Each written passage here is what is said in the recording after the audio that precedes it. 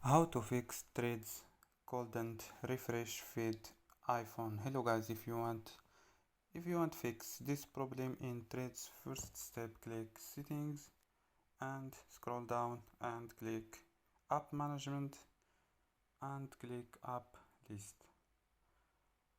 Scroll down and search your app Threads. This is app, this is application, and click force stop. Click force stop and click OK and click storage. Click clear data and click clear cache. After these steps, turn on airplane mode and turn off airplane mode. So don't forget like and subscribe, and bye.